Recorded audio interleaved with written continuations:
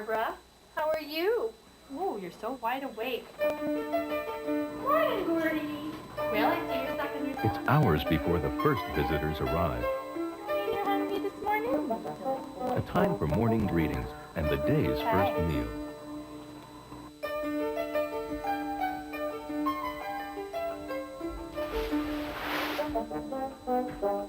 People look at these animals and they see an animal that sleeps up to 20 hours a day, and it's kind of difficult to recognize that an animal that sleeps that much can actually have a personality, but they really do. They're very unique animals too, and so they're really fascinating. They're actually marsupials rather than bears. A lot of times people call them bears. That probably originated because they look sort of like teddy bears.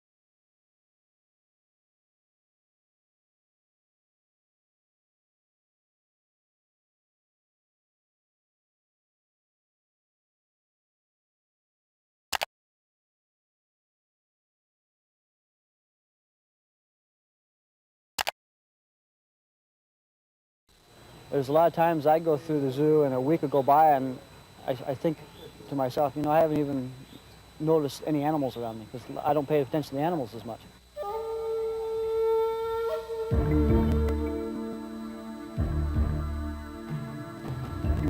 Just as spectacular and exotic as the zoo's animals are its more than 7,000 species of plants collected from around the world since the zoo's earliest days. During the 30s, Dr. Harry made, I think, 3 trips around the world and then a complete trip of South America. And he collected seeds on all of these trips and came back and brought them back to the zoo. A lot of these things wouldn't grow. Some of them didn't, but a lot of them did. So that's why we have the start of the botanical collection that's in the zoo.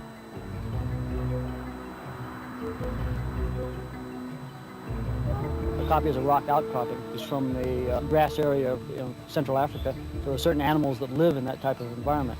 We've taken the same type of plant life that would be in that in the copy and adapted to this exhibit here.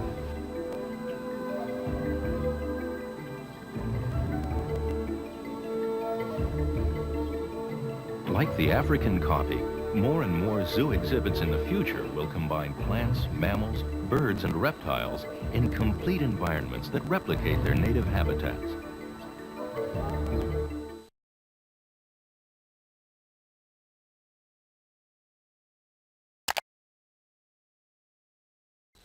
There's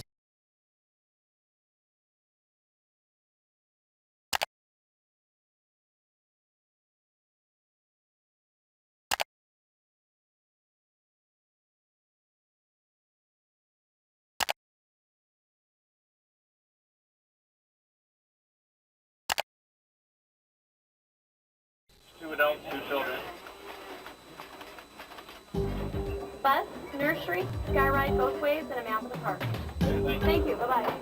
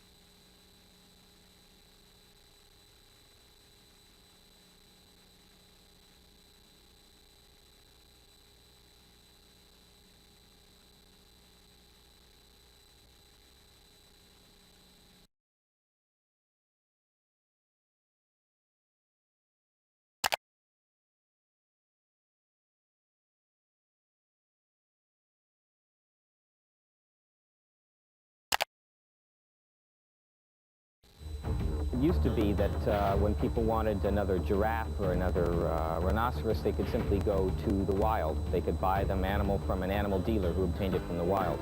Now that's no longer the case. In the last year, just the last year, half the rhinoceroses on the planet have disappeared. They're disappearing entirely. If they're going to persist, something is going to have to be done. Zoos, for some of these species, may be able to play a role, a small role in preserving some species so that they can be reintroduced to habitats in the future. The Przewalski horse behind me here is an example. This is a species that's extinct in the wild. If this species is going to persist on our planet, we're going to have to breed it successfully, because all the Przewalski horses in the world come from only 13 animals that came from the wild. We have to be very careful about the breeding of these animals so that we don't get them unnecessarily inbred, and so that we avoid genetic diseases and factors like this. And this is true for many other species besides the Przewalski horse.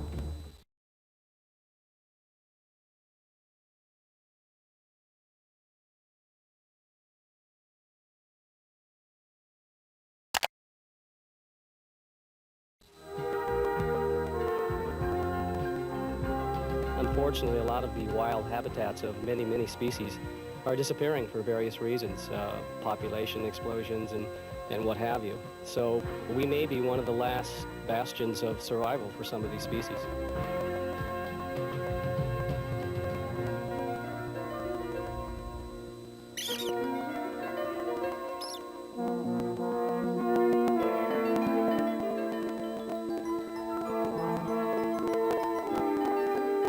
We try to do the park on a geographical basis, so that the animals you see together are animals that you would see within a certain geographical area. And of course, we have to give ourselves some liberty and be a little bit flexible. Otherwise, we wouldn't be able to put as many things together, because they don't all occur, for example, in the same country, but they do occur within a geographical area, a landmass.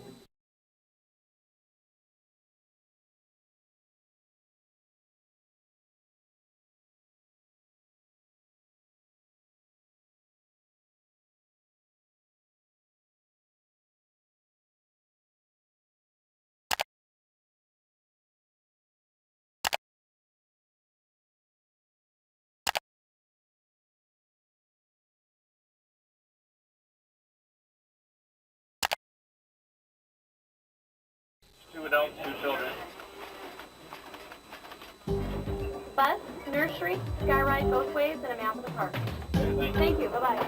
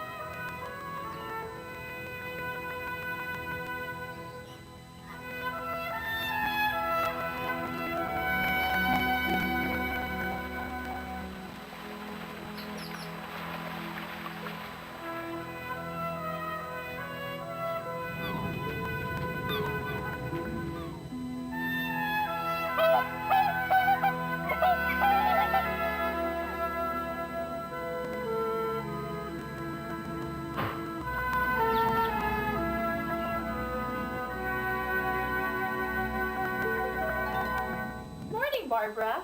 How are you? Oh, you're so wide awake. Morning, Gordy. Well, I see you're stuck in hours before the first visitors arrive. You're hungry this morning? A time for morning greetings and the day's first meal.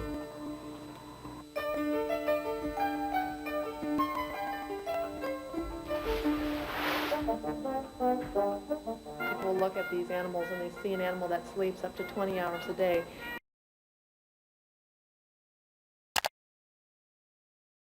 My closest attachment has been with some of the gorillas and some of the orangs some time back. Alvila, the female that's over there now, I gave her first bottle back in the 60s when she was born. After she was born, I went over to the children's room that night, and they had a little bit of liquid that wanted me to get down her. And she start to go to sleep, I'd pinch her foot just a little bit. She'd wake up and take a couple of drinks and go to sleep, and I worked through the night that way. And by the time the children's room person come in the next morning, she'd taken the fluid. Well, I kind of feel close to Alvila. First one I saw when I started working here was his mother, and she was 2. I've waited 20 years for this. I think he's pretty good.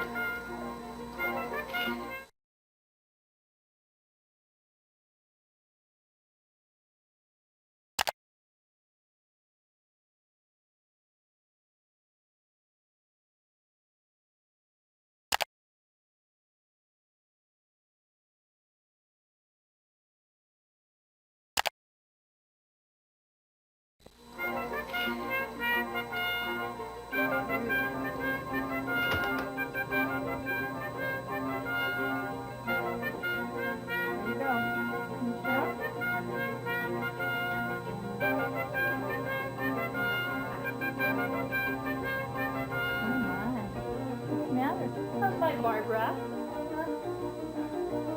How are you today? Change your diapers over here, okay? Gotta cut a hole for your tail. Just a minute. Don't go anywhere. There you go. You can't help but feel like a mom. You know, you're here every day, 5 days a week for how many years? A number of years, and you can't help but take care and wonder how they're doing, if they're doing well, and that attachment, that fondness that you have for your animals in your care can't help but make you have that maternal feeling, whether you're male or female, you know.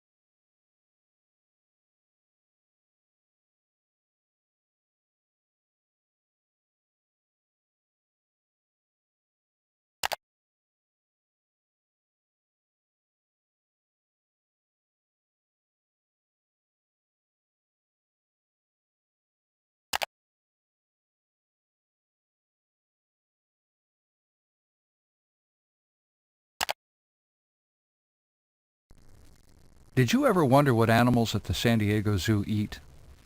They eat a lot of the same foods that we eat. For instance, like human babies, young animals are often fed special milk formulas and fruit sauces. Their favorites include applesauce and mashed bananas. Do some animals eat foods you wouldn't like? Probably. Bears, for example, are given cod liver oil, which is rich in vitamins. What do koalas eat in zoos? Leaves, but only those of a few species of eucalyptus trees from their native Australia. The zoo's horticultural department conducted a 2-year experiment to determine which species of eucalyptus was the healthiest for koalas and the best tasting. Then the trees were planted at the zoo. Now there's always an abundant supply of fresh leaves on hand. If you're lucky, you'll see the koalas eating the leaves one by one, but you're more likely to catch them sleeping, their favorite activity. Like most animals, koalas don't overeat, and they only eat the freshest leaves, rejecting the old ones. In the wild, cheetahs chase down their food while running at speeds of more than 60 miles per hour. But since cheetahs can't hunt that way in captivity, zoos create an artificial situation that simulates conditions in the wild. In place of the live prey, like an antelope, that the cheetah would normally hunt, researchers place a food bait that moves. The movement stimulates the cheetah's hunting instinct, its appetite, and its feisty character. Cheetahs at the Wild Animal Park are given food that resembles what they hunt in the wild. These carcasses are a challenge for the big cats because they exercise their jaws and teeth. Other fascinating animals to watch at feeding time are elephants. In the morning, they eat alfalfa-based pelts, which contain all the vitamins and minerals that elephants need to stay healthy. For lunch and dinner, they eat huge amounts of Sudanese hay. A full-grown adult may eat more than 300 pounds a day. They also eat browse, roughage trimmed from bushes around the zoo's grounds. Apples and carrots are a special treat, and sometimes in summer the keepers throw watermelon into their ponds. As with people, good dental hygiene is recommended for elephants. Zookeepers check the elephants' teeth for infections and to see if they're growing in, moving forward, or falling out. When elephants go looking for food in the wild, their tusks sometimes come in handy for digging, pulling up tender roots, and stripping the bark off trees. But while we enjoy watching the elephants, we shouldn't forget that they're threatened in the wild because of their valuable tusks. For years, people used elephant ivory to make piano keys, jewelry, sculpture, and other artifacts. It's now illegal to trade or sell ivory products in many countries, and new pianos are made with plastic keys. As a result, not as many elephants are being killed for their tusks. Wild elephant poaching, however, is still a problem. Worldwide, elephants are endangered because much of their habitat has been destroyed by human development. Their continued presence and the continued well-being of other animals on our planet will depend on people. We must preserve enough natural habitats for these unique wild animals to survive.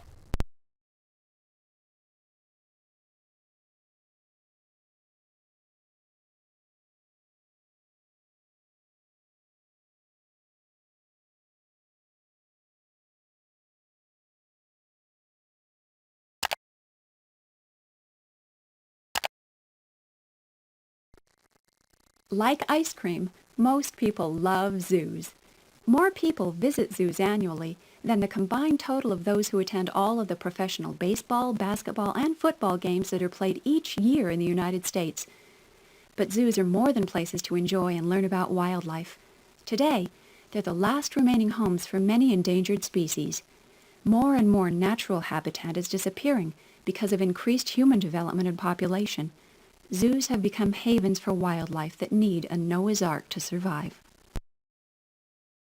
The San Diego Zoo has developed a strategy to help save plants and animals from disappearing from the earth. By increasing the number of births of endangered species in captivity, a process called captive breeding, The zoo can then reintroduce some of them into the wild. The Arabian oryx is a good example of why captive breeding in zoos is so important. In the 1960s, this antelope became extinct in the wild. The last remaining 9 oryx were saved and eventually brought to the San Diego Wild Animal Park, in the hope that one last effort might increase their numbers. Was the zoo's captive breeding program successful? More than 200 Arabian oryx have been born in captivity, and some of these have been reintroduced into their native Middle Eastern habitats. Several hundred more are living in zoos where they help educate people about the value of captive breeding. The Return of Przewalski's Horse would be an apt title for a successful movie about this horse, which became extinct in Mongolia in the 1960s. Since then, zoos have not only saved the Przewalski's horse from extinction, but also raised more than 30 young. 1,000 of them now live in zoos around the world. This story should soon have an even happier ending. When the total captive number in China reaches 80 animals, Przewalski's horse will be released into a large wildlife preserve located along the border between China and Mongolia. The California condor is a powerful, graceful bird with a wingspan of more than 10 feet when soaring. People used to be amazed at the great heights these birds attained. Now, people may again stand in awe as they watch the California condor fly in the wild, thanks to the massive effort to save them. In 1982, only 9 birds remained. Captive breeding efforts by the Los Angeles Zoo and the Zoological Society of San Diego have increased this rare bird's numbers to 64 today. When it was time to reintroduce the California condor into the wild, San Diego Zoo staff constructed a man-made cave that closely resembled the rock cavities condors live in on mountainsides. The California condor's new cave home was airlifted by helicopter to an ideal location. It was hoped that newly released captive birds would make this artificial cave their home, a safe base from which to become accustomed to their new surroundings. Success at last! In January 1992, an historic event happened. The place? California's Sespi Sanctuary in Ventura County. The big event? The first release of captive-bred California condors back into their native range. The release of California condors into the wild was the result of a 10-year captive breeding program. This majestic bird again flies free, just as it has for hundreds of years, thanks to captive breeding.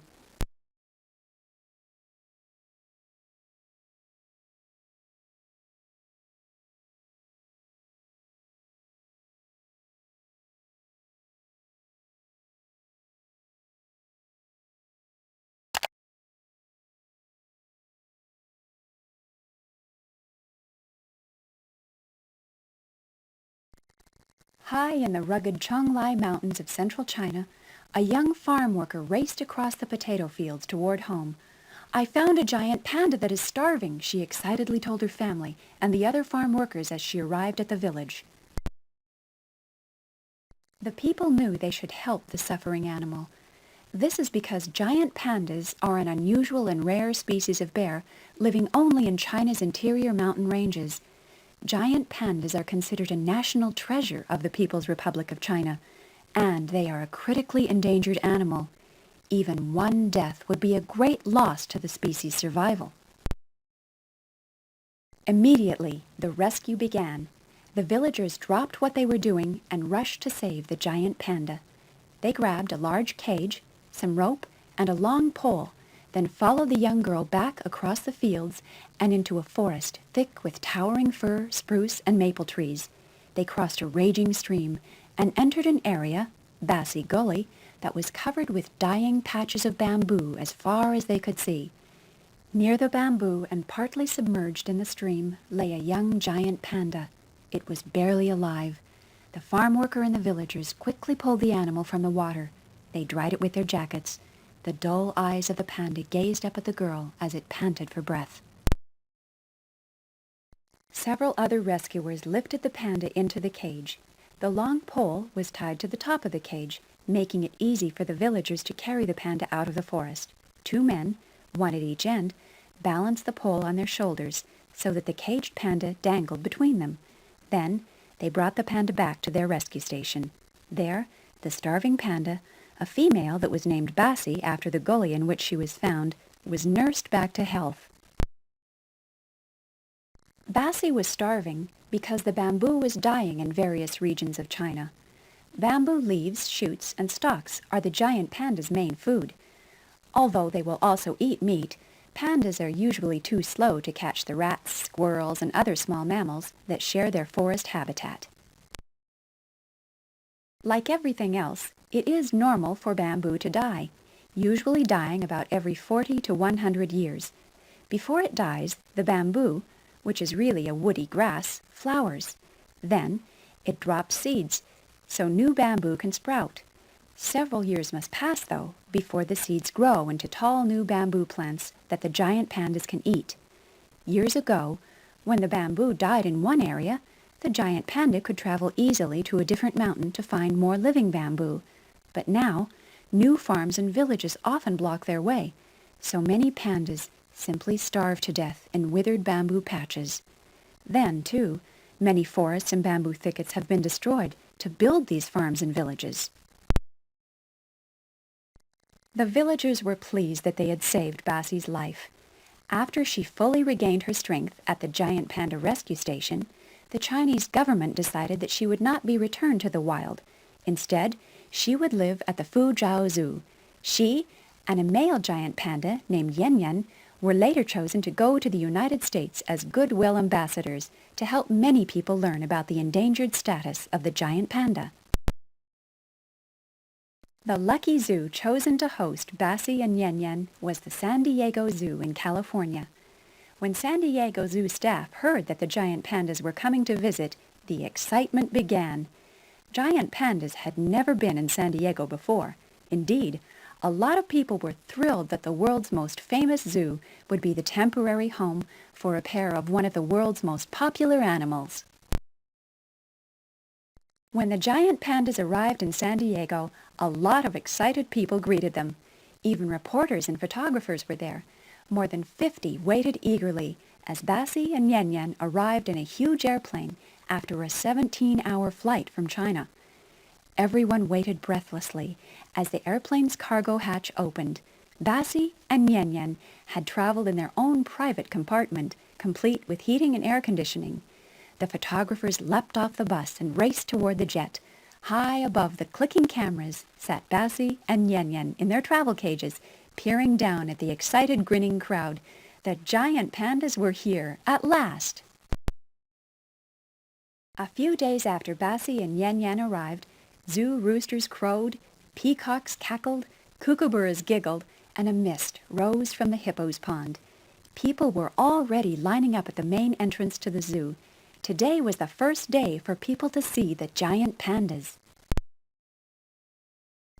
800 special friends of the San Diego Zoo were invited to the celebration.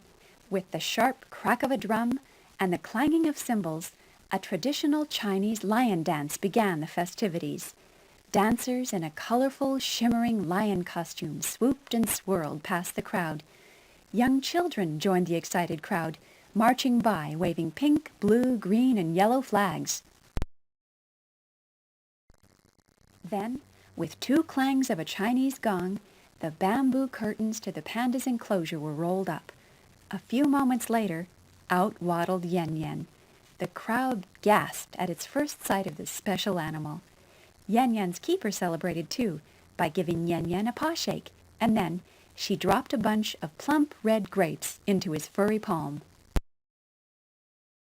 Suddenly, Bassie made her first appearance. Her keeper, Cao Ling, handed Bassie a bouquet of colorful flowers, which Bassie accepted and then waved them to the crowd. Her next feat was to push a stroller across the floor. Bassie had trouble steering the stroller, so Cao Ling helped her guide it. Whenever Cao Ling spoke to Bassie, in Chinese of course, the trained panda knew just what to do. When Cao Ling handed Bassie a human baby doll, the panda cradled it in her arms and gently patted it on the back. People oohed and awed, and many people secretly hoped that Bassie would one day become a mother to a baby panda. Most certainly, Bassie would care for her own baby a bit differently. A giant panda is born blind and helpless. Its eyes are closed until it is 40 days old.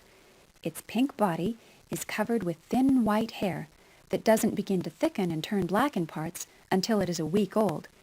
The newborn panda weighs about 4 ounces, the weight of a stick of butter, and it is 800 times smaller than its mother. To protect her infant and to keep it warm during its first month of life, the mother panda holds it in one furry paw, cradling it against her body. Her cub's loud cries are a signal that it is hungry. The mother holds her infant to her breast up to 14 times a day so it can suckle her milk. As the baby grows bigger and stronger, it nurses less often. The mother will leave an older cub alone in a den while she feeds on bamboo. By the time a cub is 7 months old, it has grown considerably and is about the size of the cub in this picture. Bassie and Yen Yen lived in separate areas in their exhibit at the San Diego Zoo. This was because giant pandas live by themselves in the wild. They are only together when they breed. Still, if the pandas felt friendly, they could rub noses or touch paws through the bars that divided them. Later, when they got to know each other better, they enjoyed playing with each other. People especially enjoyed these antics as prime-time entertainment. Bassie and Yen Yen were handled by their trainers for a very special reason. If they were used to people, then researchers could easily gather valuable information about them. Mr. Chen, the Fuzhou Zoo director, made house calls to the pandas' exhibits. During his examinations, he gathered valuable data. He listened to the pandas' heartbeats, took their temperatures, and measured their blood pressures and breathing rates. He could even give the animals shots if they were sick or collect blood samples.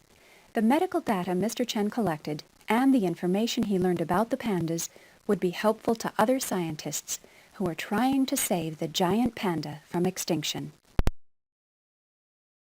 Before waving goodbye to the zoo guests, Bassie entertained them with one more feat.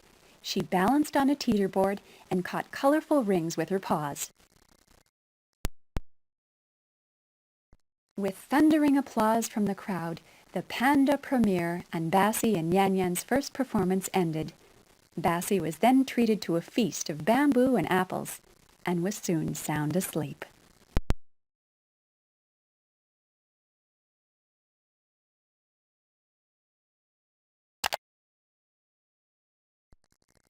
What can you do to help save resources that preserve animals and their homes? Here's a good idea. It's called Cans for Critters, an aluminum can recycling drive that has been a big hit at the San Diego Zoo for more than 10 years. The money raised by school kids is no small pocket change. One year, the recycling drive raised more than $50,000. Who receives the money? The Zoo Center for Reproduction of Endangered Species, which conducts valuable research to save animals in danger of extinction. Sometimes, CRES's efforts to save a species are so successful that the animals can be returned to their native habitat. There's an important link between recycling aluminum cans and saving endangered animals. You see, aluminum is made from bauxite, a mineral mined from soil, often found beneath rainforests. And living in the rainforest is a wide selection of animals, many of them endangered because the forests are being cut down. Endangered animals have a better chance of survival if the rainforests are left undisturbed. That's why recycling aluminum cans is important. The more we recycle, the less bauxite we'll need, and the rainforest homes of many animals will be preserved. Besides, think of all the other natural resources we use to make cans. Package them, color them, and transport them to stores. Cans for Critters teaches students how the can collection system works. An entire classroom can become involved, or people can participate by themselves. As an added incentive, the zoo offers prizes, like animal stickers, coupons for pizzas and ice cream, and free passes to the zoo and San Diego Wild Animal Park. Of course, you don't have to join the Cans for Critters program to recycle cans. You can start your very own recycling program. Did you know that the energy saved by recycling just one aluminum can is enough to operate a television set for 3 hours? During one recent year, enough cans were recycled to save more than 11 billion kilowatt hours of electricity, enough to supply all the houses and apartments in New York City for 6 months. Perhaps even more amazing is the fact that people in the United States throw away enough cans each year to rebuild all the airplanes that fly our major airlines. Here's how you can make a difference. Whether you do the recycling yourself, join in with your classmates at school, or help with the recycling efforts at your workplace. A. Buy products with minimal packaging. B. Save cardboard boxes or paper and plastic bags for storing household items. C. Buy products like cleaners, toiletries, and dry goods in economy-sized packages. Consider buying your food in bulk. It'll save you money and reduce packaging waste too. D. Churn decayed organic materials from your yard into mulch or fertilizer. E. Reduce your junk mail. That saves a lot of paper and trees. Just fill out a form at your local post office to remove your name from the third-class mailing list. A class of students beginning a recycling program could follow these steps. A. Hold a school-wide assembly to educate your fellow students about recycling. Invite guest speakers, such as a recycling center director or a community leader, to talk about their activities. B. Submit an article about your program to the school newspaper and send a news release to local newspaper editors and to radio and television reporters. They may respond by publicizing your efforts. If you work in an office that's beginning a recycling program, consider the following steps. A. Contact your local collection agency. Its staff can help you plan your recycling program. B. Choose people in your office to coordinate your recycling efforts and to motivate others. You'll also have to figure out how you're going to store what you collect.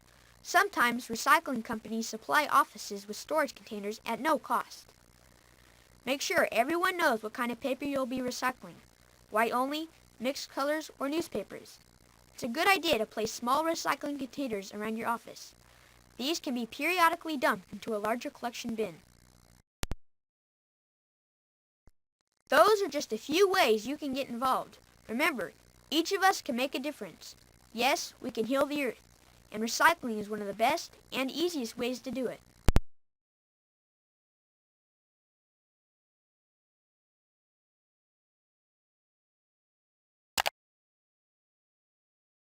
In the world today, many animals are so few in number that they face extinction. These animals, once common but now rare, are called endangered species. Giant pandas, orangutans, tigers, gorillas, bald eagles, elephants, and cheetahs are all endangered species. It's hard to imagine a world without them, but there are now so few of these animals left in the wild that they may become extinct unless something is done to save them. Why are some animals dying and in danger of extinction? Animals are dying because they are losing their natural habitats. Rainforests are being cut down. Wetlands are being drained. Cities are replacing grasslands. In short, the animals have fewer places to live. They have nowhere to go. Poachers, too, kill many exotic animals. A poacher is a hunter who kills a rare animal even though it is against the law. Elephants are killed so people can make jewelry out of their ivory tusks. Beautiful big cats like leopards and tigers are hunted for their fur.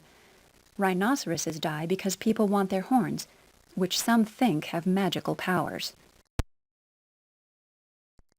Although the future looks dim for many species, there is hope for others. Zoos are playing an important role in helping governments and conservation groups save animals from extinction. The San Diego Zoo is well known for its endangered species conservation efforts. Scientists, curators, and keepers are working on projects that will protect and conserve endangered animals, such as the Fiji Island iguana. Crest scientists are working to save many different kinds of animals: cheetahs, Grevy's zebras, Arabian oryx, Sumatran tigers, lowland gorillas, ruffed lemurs, white rhinoceroses, Fiji Island iguanas, red-crowned cranes, California condors, golden conures, sloth bears, Przewalski's wild horses, Malayan tapirs, slenderhorn gazelles, and Duke Langer monkeys. For every rare animal, there's an interesting story to tell. A good example is the recent story of Farouk, a newborn lion-tailed macaque. He was the newest lion-tailed macaque at the San Diego Zoo, yet he was already an orphan. Shoba, Farouk's natural mother, died when he was only a week old. Animal behaviorists Don Lindbergh and Helena Fitch-Snyder were very sad that Farouk did not have a mother. Although zoo nursery workers were now caring for Farouk, Don and Helena wanted to try a new special way to raise him. Don and Helena had been studying lion-tailed macaques for many years. During that time, they had learned much about macaque behavior. This is important because lion-tailed macaques are an endangered monkey species. There are only a few hundred of these acrobatic monkeys in zoos, and fewer than 2,000 in their rainforest homes in India. Because baby macaques cuddle and cling to their mothers, Don and Helena decided to raise Farouk with an artificial mother among other lion-tailed macaques. By being around a macaque group, Farouk would learn monkey manners and social skills. Farouk was 3 weeks old when he met his artificial mom. Although his new mother didn't look like a monkey, she was woolly, warm, and huggable, the things that mattered to Farouk. Her body was a wire frame covered with a heating pad and fuzzy fabric. Mom's head was simply an opening in the wire where a keeper could fit bottles of milk for Farouk's daily feedings. Farouk and his new mom lived in a small cage that was placed inside a macaque group's large enclosure each day. Infant Farouk could cling safely to Mom while watching older macaque youngsters play monkey chase all day. The other macaques could slowly get to know Farouk without being able to play roughly with the little guy. At night, Farouk and his woolly wire mom were moved into the nearby keeper kitchen. After a few weeks, a small wire tunnel was added to Farouk's cage so he could scamper out to play with the other young macaques when he wanted. The tunnel, however, was too small for the other bigger macaques to climb inside his tiny cage. Gradually, Farouk spent more time in the big enclosure with the older macaque youngsters. He was now 2 months old and full of energy. After wild games of monkey chase, the other young macaques scurried back to their monkey moms for cuddling and loving. But Farouk only had his wire woolly mom. Now, instead of clinging to his artificial mom, Farouk sat by himself on the big cage floor. He hugged his knees while he rocked back and forth. Farouk's rocking behavior worried Don and Helena. Fortunately, a few days earlier, they noticed that an older lion-tailed macaque named Sita was actively watching Farouk. Although Sita was now old, she had been a mother to many monkey babies. Sita smacked her lips at Farouk. In macaque language, lip smacking means, "I'm a nice monkey, I want to be your friend." As a result, Don and Helena decided to move Farouk away from other macaques and into Sita's pen. They hoped that Sita would adopt lonely, orphaned Farouk. Farouk was introduced to Sita as he had been to the other macaques. Farouk, in a small cage, was put inside Sita's pen. Farouk could climb out, but Sita was too big to climb in. Sita was patient and let Farouk come to her. Within an hour, Farouk was clinging to Sita, who carried him into a nest box for cuddling. Farouk now had his real monkey mother. Farouk didn't need his wire woolly mom anymore, but he still needed 2 bottles of milk a day, even though he was now old enough to eat fruit.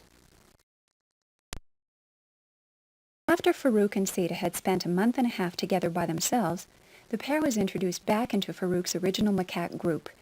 Farouk was glad to be with the older macaque youngsters again. They raced around the big pen all day playing monkey chase.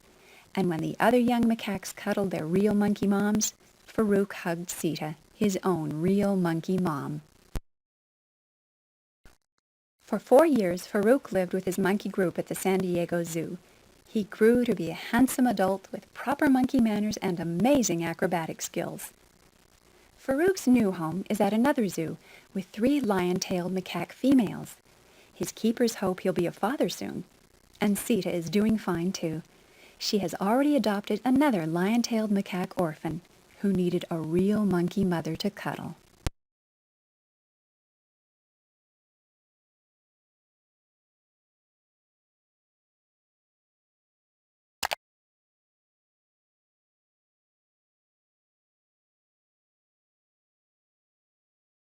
It was time to celebrate. Gordy Gorilla had been born a short time ago, only the second gorilla ever born at the San Diego Zoo. But the baby gorilla was being rushed to the zoo's nursery. He was in danger of dying if he didn't eat soon. Arriving a month earlier than expected, Gordy Gorilla was a small baby. His mother, Alvila, was expecting him in late May of 1986.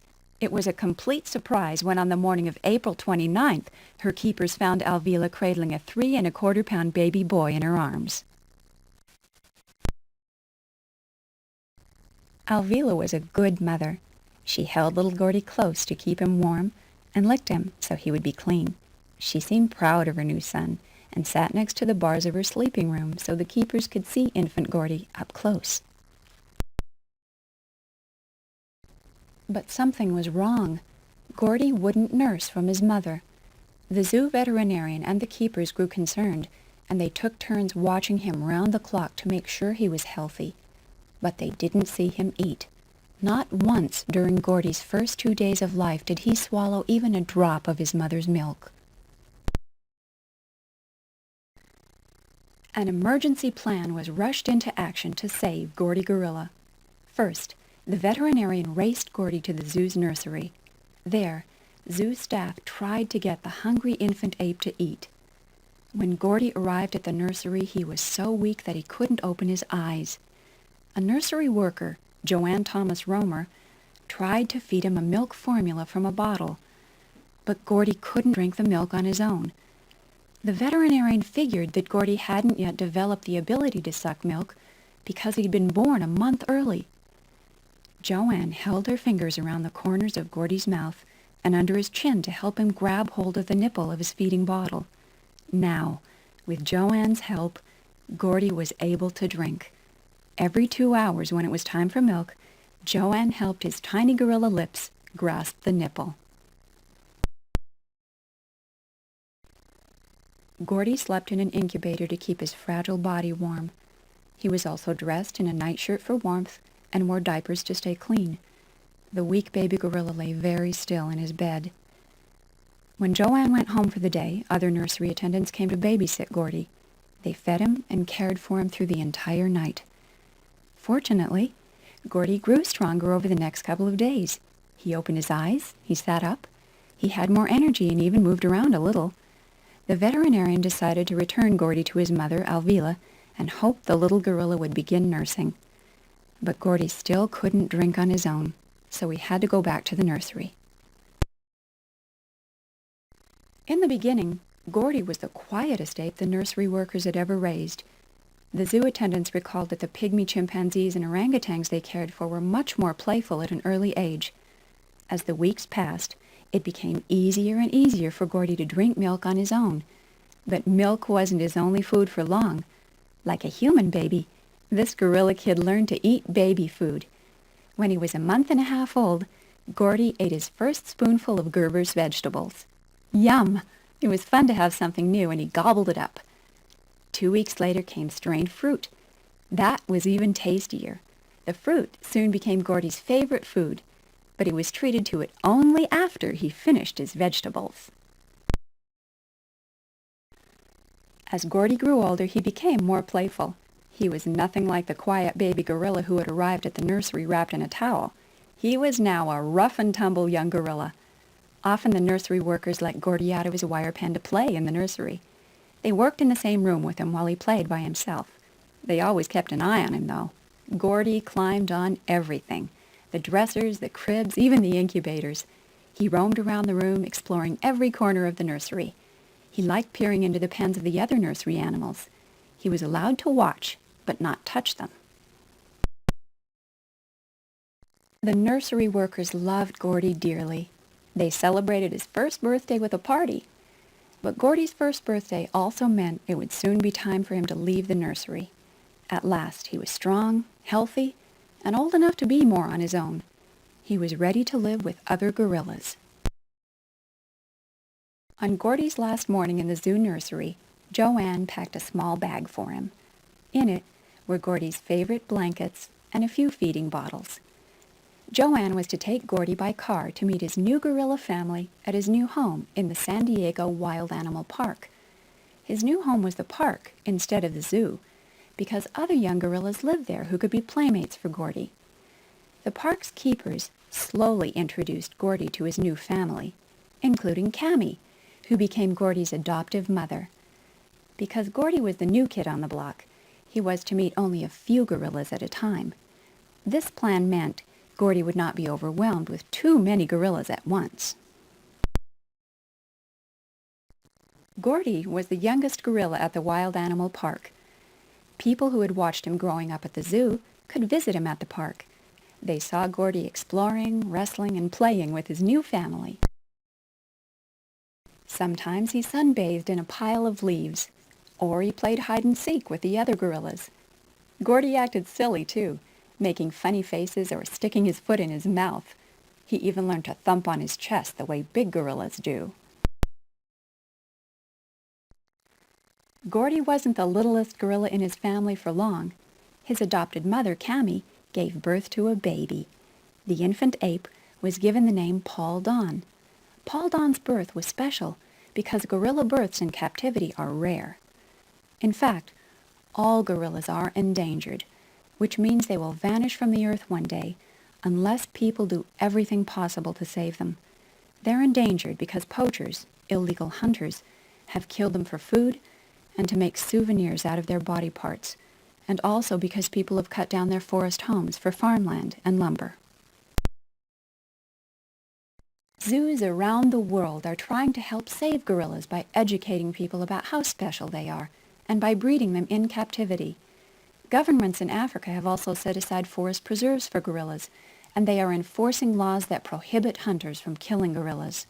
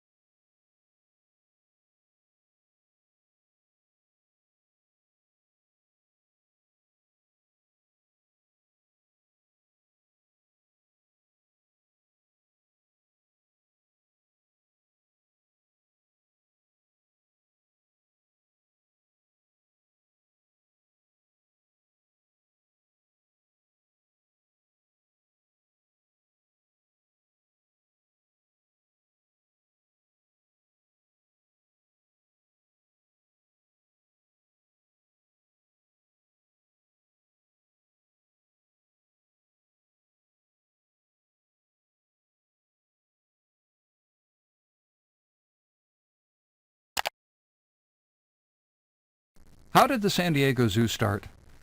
I always say that the world-famous San Diego Zoo began with a roar. It all started one afternoon in 1916. My brother Paul and I were in Balboa Park in San Diego, visiting the animals on display there. Suddenly, I heard the lions roar in their cages, and I had an inspiration. Wouldn't it be splendid if San Diego had a zoo? I half-jokingly asked my brother. You know, I think I'll start one. Little did I know how prophetic my wish would be. In what seemed like no time, I'd convinced city leaders and others to help me build a zoo. But sometimes important things take time, and I learned to be patient. 6 years later, in 1922, my dream became a reality. From the start, I knew I had my work cut out for me. Do you know how many animals it takes to make a zoo? There could be bears, lions, tigers, leopards, wolves, foxes, pandas, koalas, monkeys, gorillas, rhinoceroses, hippopotamuses, zebras, camels, giraffes, bats, flamingos, hundreds of plants. And that's just the beginning. I felt like Noah trying to fill his ark.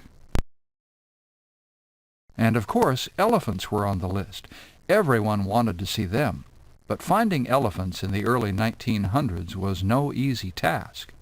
The story of how we found our first elephants reminds me of the journalist who reported a UFO, and then had to come up with one to prove it. In other words, I had told the public that they were going to get elephants, so now I had to do something about it. At first I thought that finding elephants would be easy. That's because the Sells Flato Circus was coming to town, and its staff had offered to donate a pair. I was thrilled at the news. Finally, the great day arrived when my zoo project was to receive its first elephants. The mayor, our congressman, and a collection of other notable San Diegans were on hand for the celebration. Well, the horse act went splendidly, and the band played on, and on, and on, and that's when I began to worry. The elephants were supposed to appear after the national anthem was played, but there was no sign of them anywhere. A hush fell over the crowd, and soon people began shuffling silently toward the exits. Everyone was numb with disappointment. Later, we learned that the circus staff had been too quick with their generosity. They shouldn't have offered to give away elephants they still needed. The following week, my hopes were raised again. My friend, John Ringling, owner of the famous Ringling Circus, was coming to town with his performers. One night during his visit, I told John about my search. He promptly called his elephant keeper and asked if their circus could spare one of its performers. "There's Albert," the keeper said. Albert, it turned out, was a huge male that was kept away from the other elephants. He had a reputation for being hard to handle. John said I could have Albert as a gift.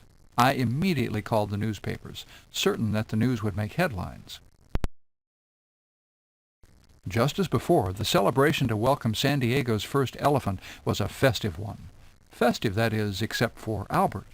When it came time to move him out of his private animal car, Albert proved that he had a mind of his own. We tried everything to budge him, but he just sat there. Finally, at 1 o'clock in the morning, we had to admit defeat. As quickly as I could, I phoned the newspaper to stop them from publishing the story, but it was too late. The newspaper presses were ready to roll. There was just enough time for the editors to insert the word "almost" at the end of the headline. The next morning, to my embarrassment, thousands of San Diegans opened their papers to read, "The zoo receives an elephant, almost." We did finally get our first elephants, but Empress and Queenie caused a lot more headaches than smiles. We had hired a railroad baggage car to transport them to San Diego from San Francisco, but when it was time to load them in, Empress and Queenie protested. Then, when they were finally on board, they had a temper tantrum. They tried to yank out the window bars and tear the car apart. When the train finally reached its destination, we began to unload. Everything seemed fine until Empress and Queenie decided to stage a protest. Their long trip, which began halfway around the world in India, had been full of strange and confusing experiences. Empress and Queenie had apparently had enough. They simply stopped in their tracks on the loading platform. Like four-legged boulders, they just stood there. We did everything imaginable to get them to move. We talked sweetly to them, then we tried being stern. We pushed, and then we pulled. Nothing worked. They were statues of stubbornness. And then I remembered, Indian elephants were used to being ridden.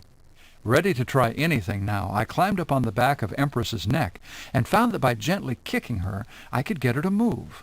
I could even get her to go in the direction I wished by tugging on her ear. My helper, Harry Edwards, leapt up on Queenie. The same driving instructions worked for him, too. Feeling like cowboys, and also feeling pretty silly, we headed down the street atop our giant gray taxis. As our urban safari ambled toward the zoo, you should have seen the looks on people's faces. More than a few drivers slammed on their brakes when they saw those huge animals looming out of the dark. Finally, the zoo entrance came into view. A big crowd had begun to gather. By now, Harry and I were both so tired that we thought we were dreaming, and the elephants were as exhausted as we were. We served them a hearty meal, then tucked them safely into their new quarters, and I let out a huge sigh of relief.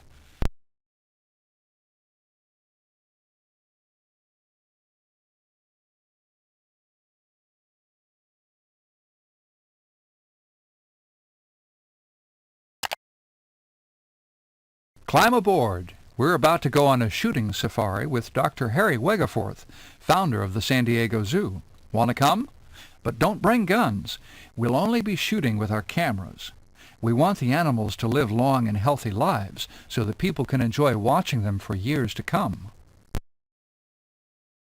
We're looking at scenes of the same wild country that greeted Dr. Harry Wegeforth when he bravely traveled on his own safaris to capture wild animals to house at the San Diego Zoo.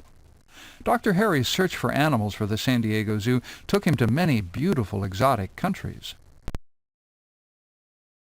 For several of his expeditions, he traveled by water on a friend's yacht. Dr. Wegeforth was a brave man to sail to foreign ports in the early 1900s. But he was a smart man, too, because he brought back more than just animals. He collected hundreds of plants that the animals liked to eat and that they would need to survive. Once, when looking for Guadalupe fur seals, he had some unexpected luck. Some scientists believed that these marine mammals had become extinct. So when Dr. Wegeforth heard that some had been spotted on a Pacific island, he got very excited. He organized an expedition, but the rare seals eluded him. He was disappointed, of course, but he wasn't discouraged for long. Soon after, a fisherman from Guadalupe Island came to the zoo with 2 Guadalupe fur seals. In 1924, he took a collecting trip to Australia. See New Trails, Old Worlds from 75th Anniversary Packet. This was no ordinary trip. Remember, passenger airplanes were rare in 1924. This trip meant sailing for more than 3 weeks, which is a long time when you're at sea. Animals from Southern California, like pelicans and sea lions, were brought along to trade with Australian zoos. Soon after the trip began, everyone's worst fears of a terrible storm came true. For 3 miserable days and nights, a strong wind dashed salt spray and water across the ship's deck, drenching the animals and threatening to overturn and smash the stacked cages. It was hard to keep the animals warm and dry, and even harder to feed them properly. Feeding wild animals even during normal dry weather is never easy. They have special diets. Some are finicky eaters, and some of them require food that takes a long time to prepare.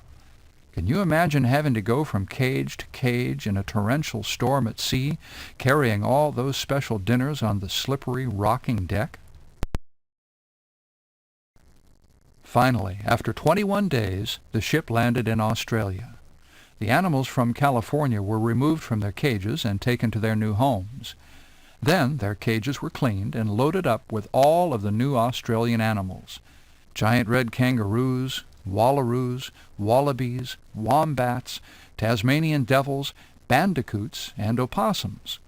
There was one particular animal that amazed everyone, the echidna, a primitive egg-laying mammal similar to a platypus that nurses its young and carries them around in a pouch. Soon the ship's deck was packed, but space was still needed for the gorgeous sampling of exotic birds to come. The crew had to move fast. They wanted to set sail in good weather for the long voyage home. With a few moves and sorting of cages, enough room was cleared, and everyone welcomed aboard a colorful collection of mandarin ducks, Maggie geese, emus, giant flightless birds, cassowaries, bowerbirds, cockatiels, and many other birds. Just as the ship began to pull away from shore, a small delivery truck whizzed up to the gangplank with 2 large crates and a big sign saying, "Koala bears for the children of San Diego, USA, from the children of Sydney, Australia." Inside the crates were a pair of the famed marsupials that, like opossums and kangaroos, carry their babies around in pouches.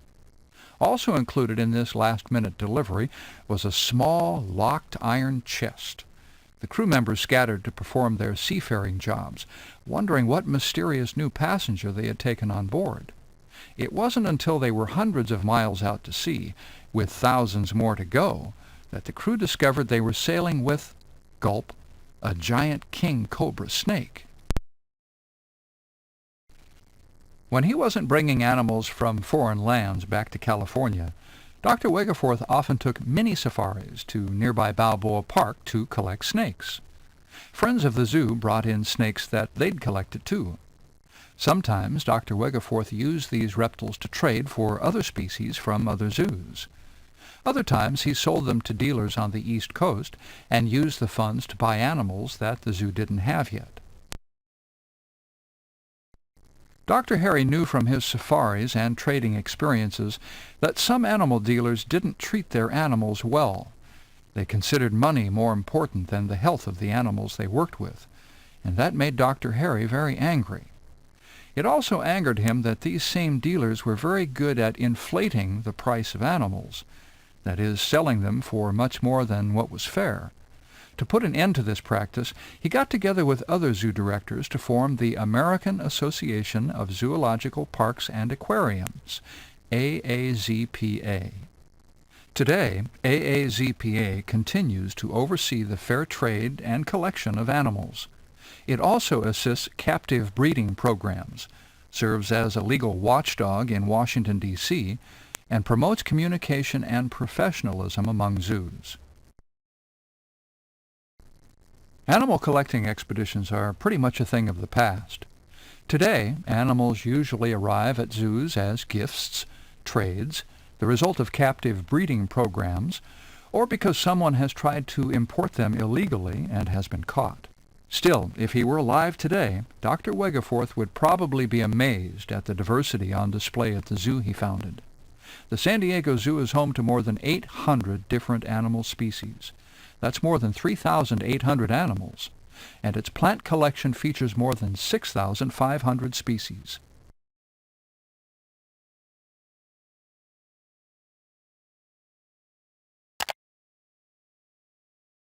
There are thousands of animals to see at the San Diego Zoo and the San Diego Wild Animal Park. This recording will help you enjoy them in a different way, for these are animal sounds. The zoo is quietest in the hour just before dawn, before the keepers, landscapers, and office staff arrive, while most of the animals are sleeping.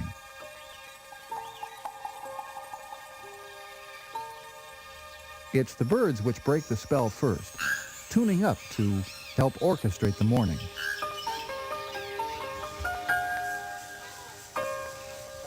Soon, from all parts of the grounds come the sounds of animals waking and stirring, hooting, braying, growling, coughing, and in various other ways voicing their impatience to be looked after.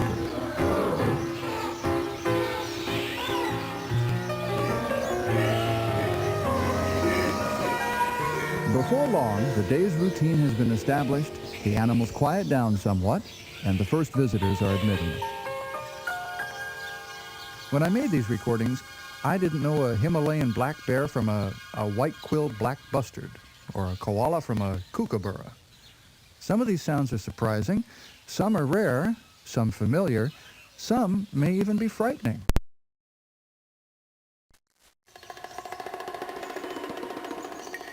I was allowed to visit the gorillas in their sleeping and eating area behind the enclosure. These are lowland gorillas from Central Africa, and the female is nervous at having a stranger around her. That's why she's making this aggressive sound.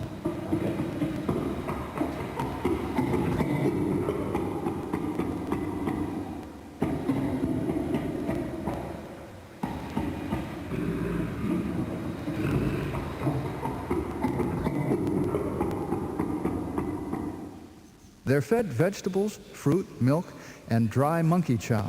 The keeper's filling the dish now. And the huge silverback male, who weighs almost 450 pounds, is starting to eat.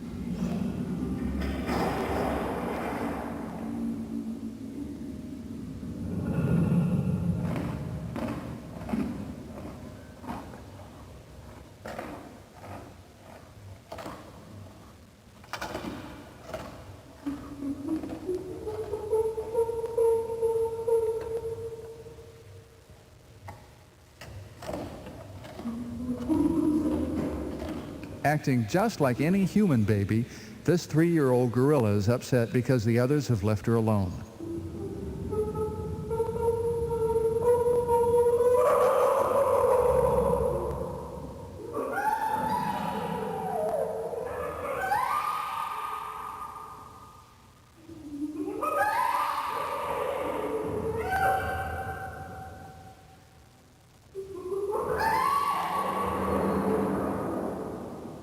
In the wild, these gentle, shy animals are actually hunted for souvenirs, and that's why they're an endangered species.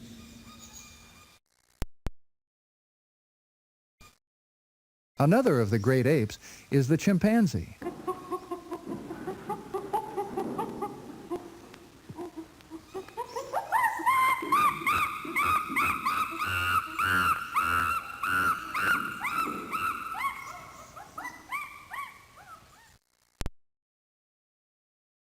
Other members of the simian family include baboons.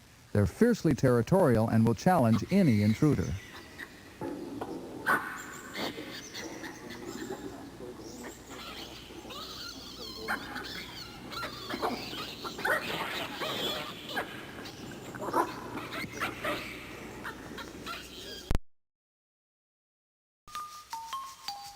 Vast herds of hoofed animals roam Africa's grasslands. Antelopes, gnus, gazelles. In captivity, the young sometimes need special care. In the wild, they're left behind to become meat for predators. But here, they're hand-fed vitamins and baby formula by specially trained keepers. This baby blackbuck has just finished nursing.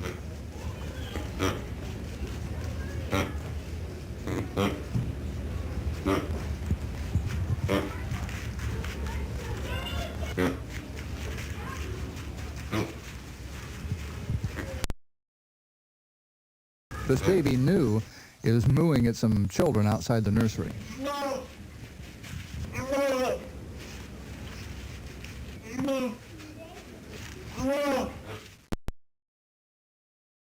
And here's a baby springbok.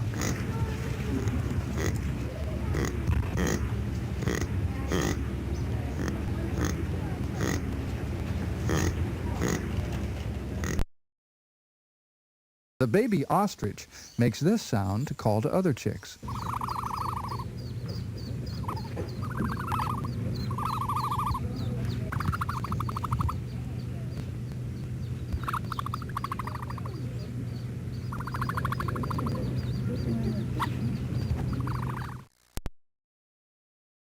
When I recorded the African hunting dog, it had been separated from the others for medical treatment and was mournfully howling.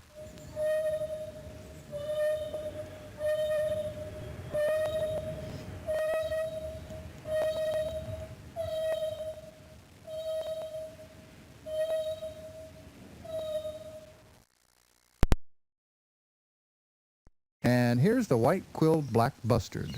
We talked about him before. You can hear him from anywhere in the zoo.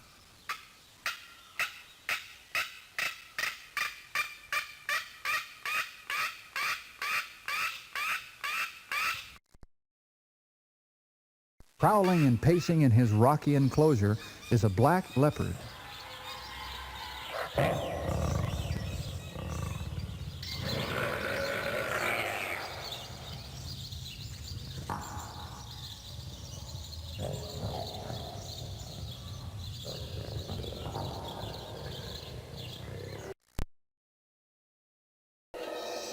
But of course, no visit with the animals of Africa would be complete without a stop to hear the king of the jungle, the African lion. Now here's what's happening. It's feeding time in the early morning, and the keeper is opening the steel doors at the back of the exhibit. Here comes the male.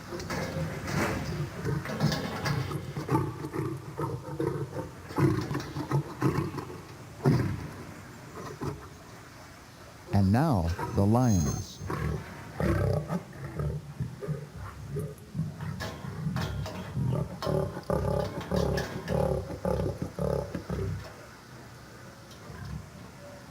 As I was moving a microphone, I accidentally got to within about a foot of the male, who objected.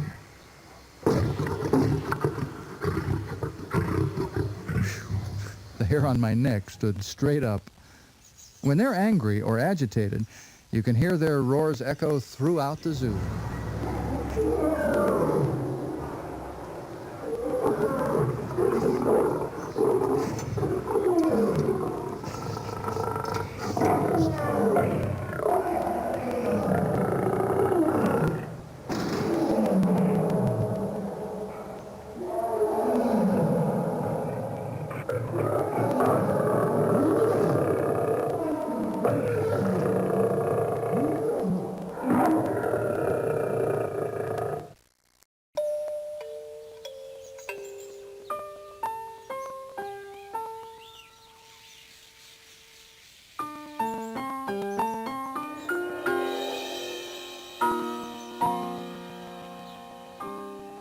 hope you've enjoyed this brief tour.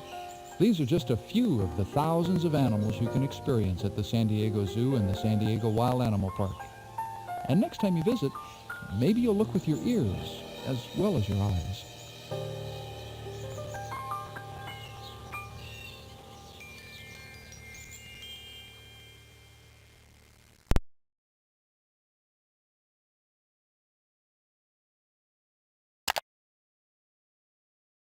There are thousands of animals to see at the San Diego Zoo and the San Diego Wild Animal Park. This recording will help you enjoy them in a different way, for these are animal sounds. The zoo is quietest in the hour just before dawn, before the keepers, landscapers, and office staff arrive, while most of the animals are sleeping.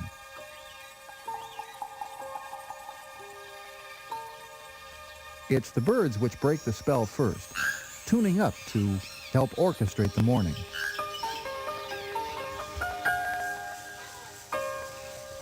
Soon, from all parts of the grounds come the sounds of animals waking and stirring, hooting, braying, growling, coughing, and in various other ways voicing their impatience to be looked after.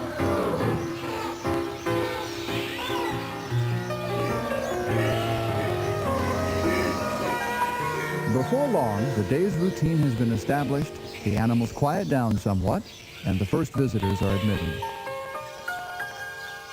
When I made these recordings, I didn't know a Himalayan black bear from a white-quilled black bustard, or a koala from a kookaburra.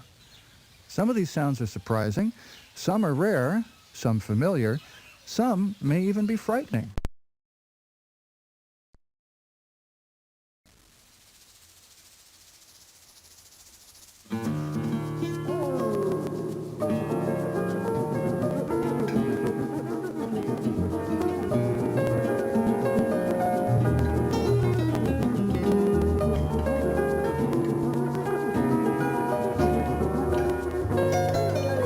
Rainforests and riverbanks of South America are home for many exotic and brightly colored birds, like the long-necked spindly-legged flamingos.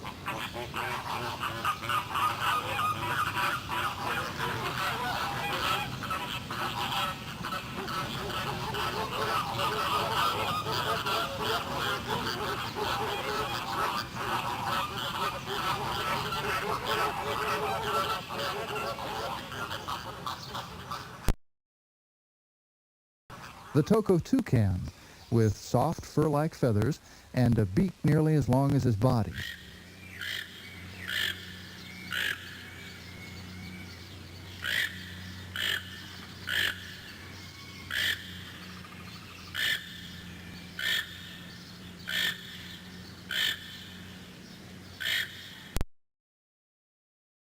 Here's a bird nearly everyone visiting the zoo has heard, the naked-throated bellbird.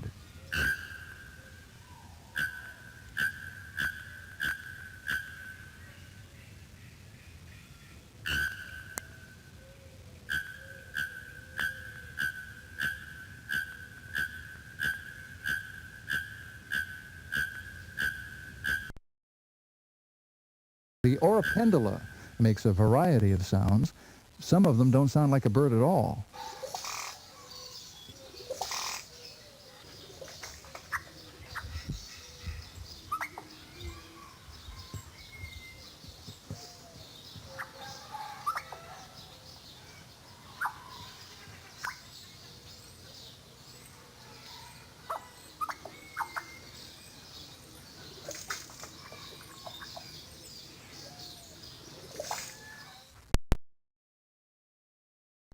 The only bear that's native to South America is the spectacled bear. He's black with lighter coloring around his eyes, just like spectacles.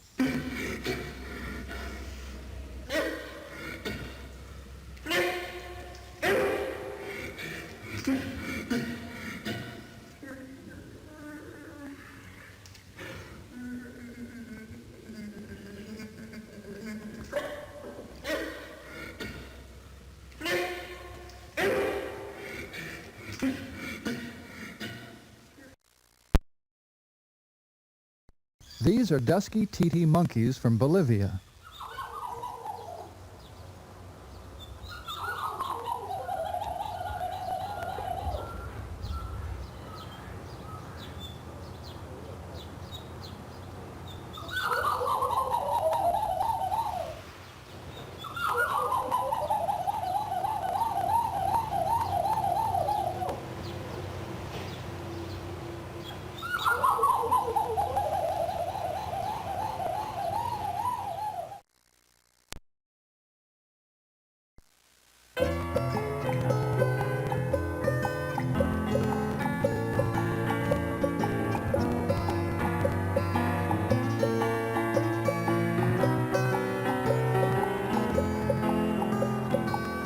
Driving through the desert areas of the western United States, you might have heard the lonely howling of the coyote.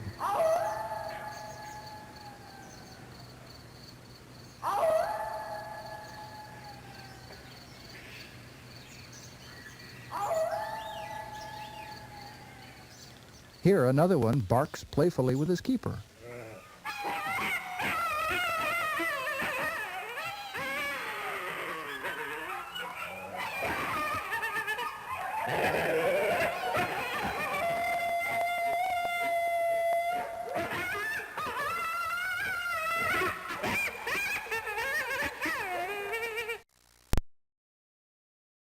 And another native westerner, the rattlesnake.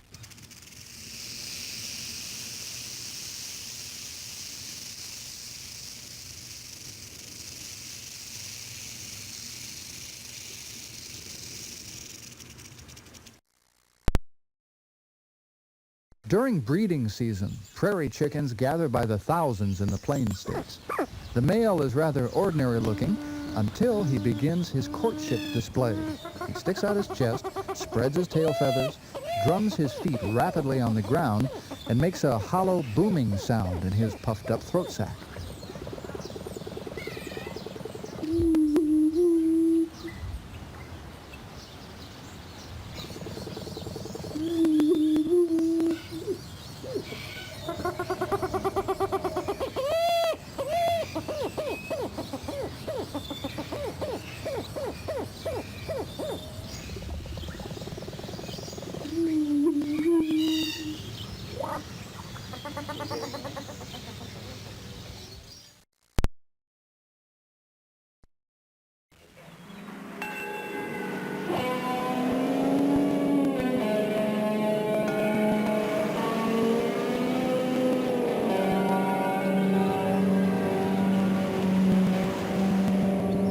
The Galapagos Islands off Ecuador are home for 11 different races of giant tortoises. They can weigh up to 500 pounds, and they live to be well over 100 years old. Here's the sound they make during courtship and mating.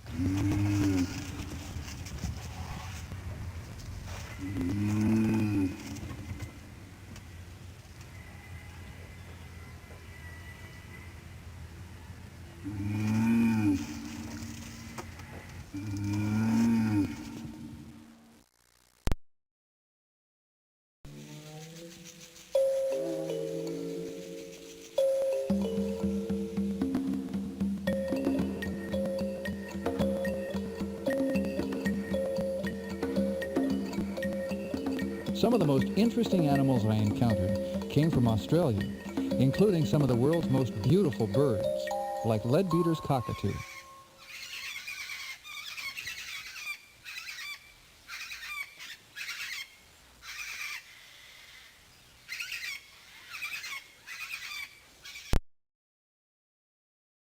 The slender-billed cockatoo.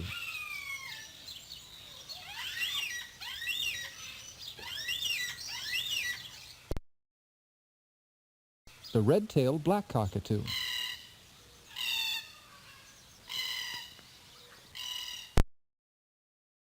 And the rose-breasted cockatoo.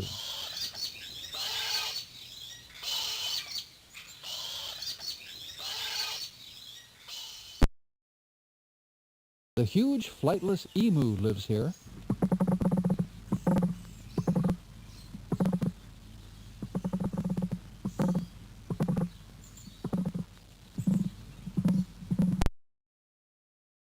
As well as one of everybody's favorites, a sound I'm sure you've heard in countless jungle movies, the laughing kookaburra.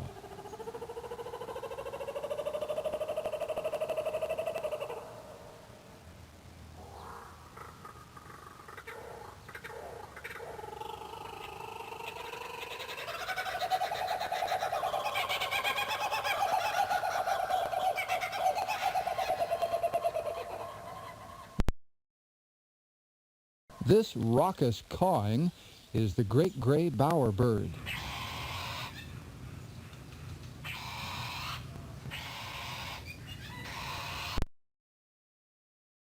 And this sweet plaintive song is the silver-crowned friarbird.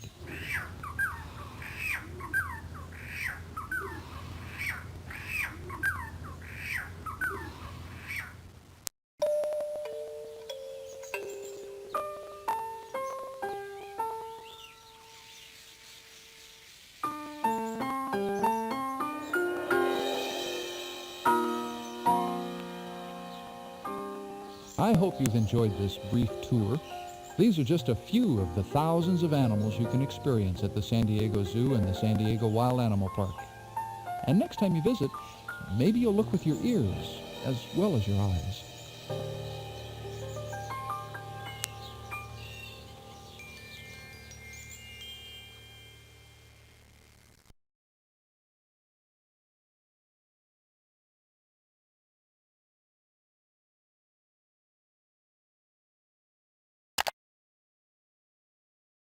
There are thousands of animals to see at the San Diego Zoo and the San Diego Wild Animal Park. This recording will help you enjoy them in a different way, for these are animal sounds. The zoo is quietest in the hour just before dawn, before the keepers, landscapers, and office staff arrive, while most of the animals are sleeping.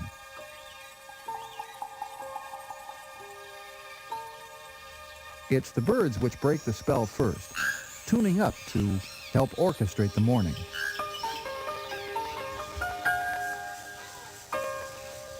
Soon, from all parts of the grounds come the sounds of animals waking and stirring, hooting, braying, growling, coughing, and in various other ways voicing their impatience to be looked after.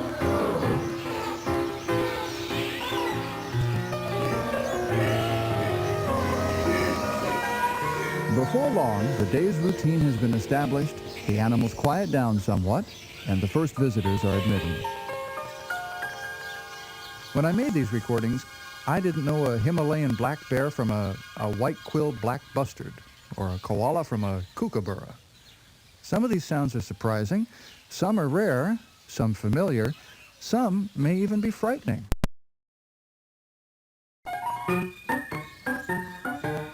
Everyone loves koalas. They're cute, they're furry, and they're remarkably like the little teddy bears that we all knew as kids. So I was totally unprepared for the ferocious sounds that these marsupials are capable of making.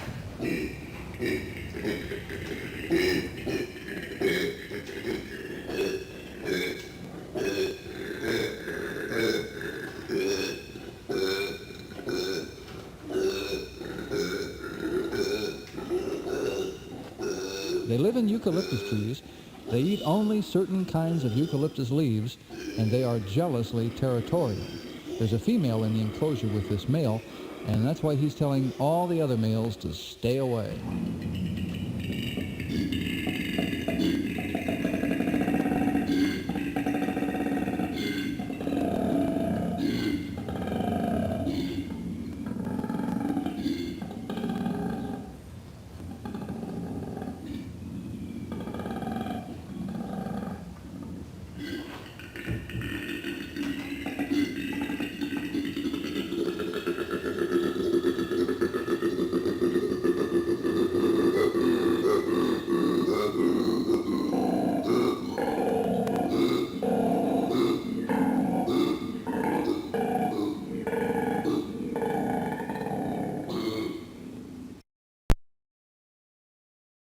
Off Australia's southeast coast is the island of Tasmania, and anybody who's watched a Bugs Bunny cartoon knows about Tasmanian devils. Yes, they really exist, and yes, they are fierce, carnivorous, and noisy.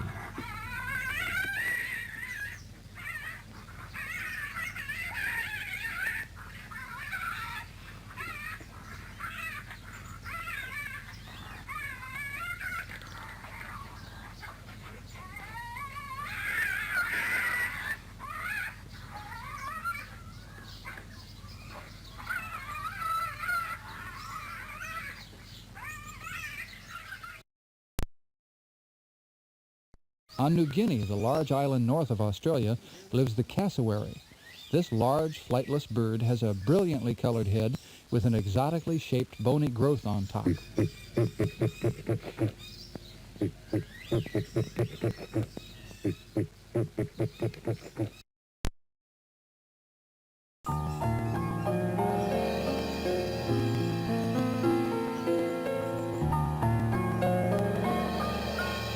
Further north are the countless islands that make up Indonesia. where the Bulwar's pheasant is common.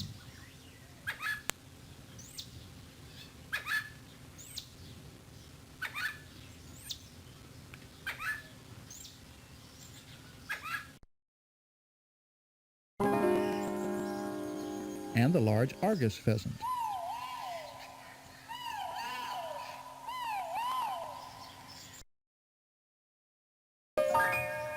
And the Palawan peacock pheasant.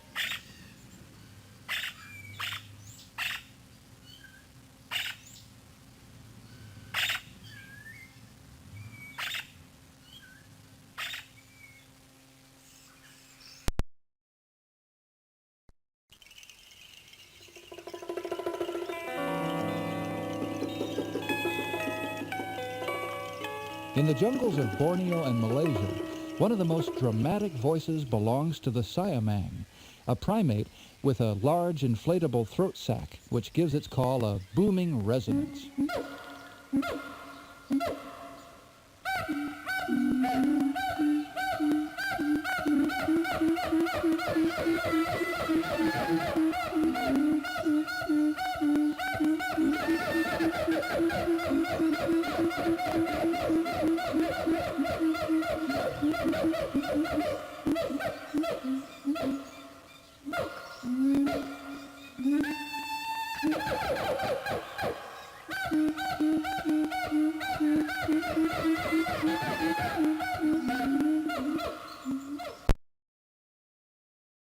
Of all the world's primates, one of the most graceful is the gibbon, a smaller cousin of the siamang, which inhabits the jungles of Southeast Asia.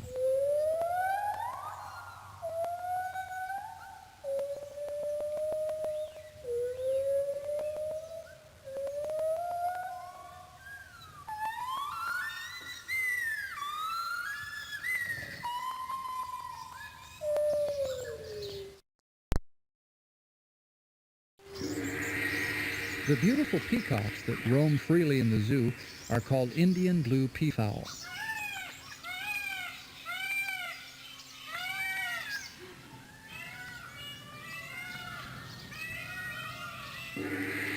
These regal birds with their spectacular tails were pets of royalty in ancient China.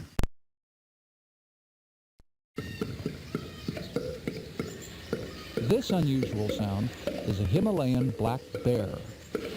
Some scientists believe that the changes in tempo and in pitch are used to communicate.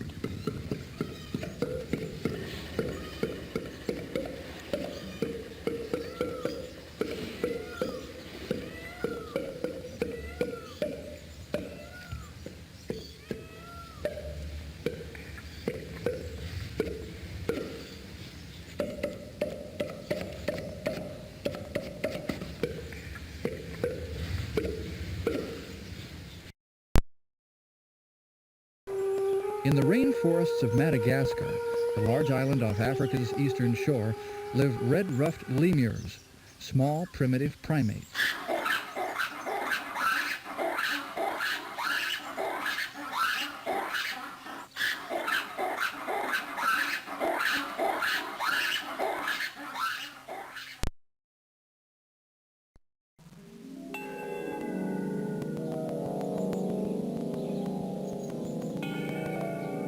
On frozen islands close to the Antarctic Circle, we find black-footed penguins, also called jackass penguins, for obvious reasons.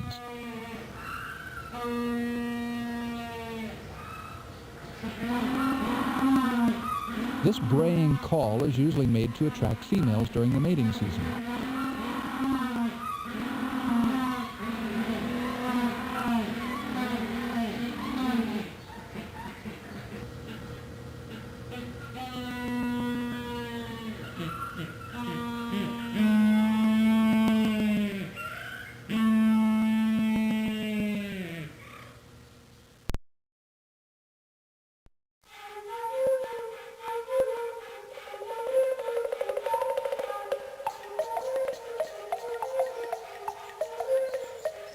I've saved one of the most fascinating animals for last.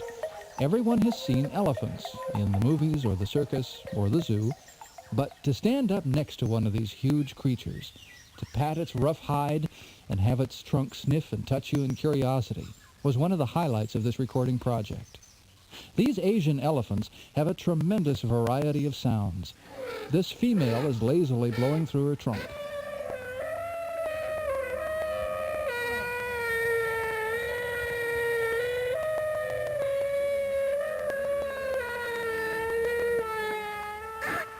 When an entire herd gets excited, the sound can shake the ground.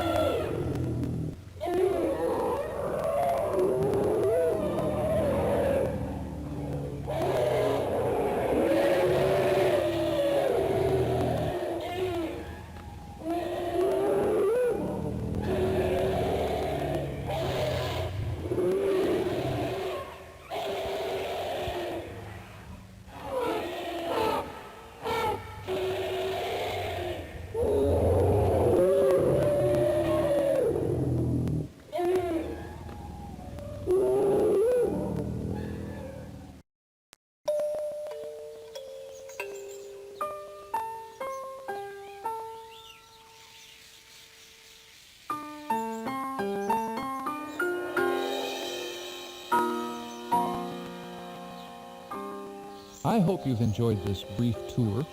These are just a few of the thousands of animals you can experience at the San Diego Zoo and the San Diego Wild Animal Park. And next time you visit, maybe you'll look with your ears as well as your eyes.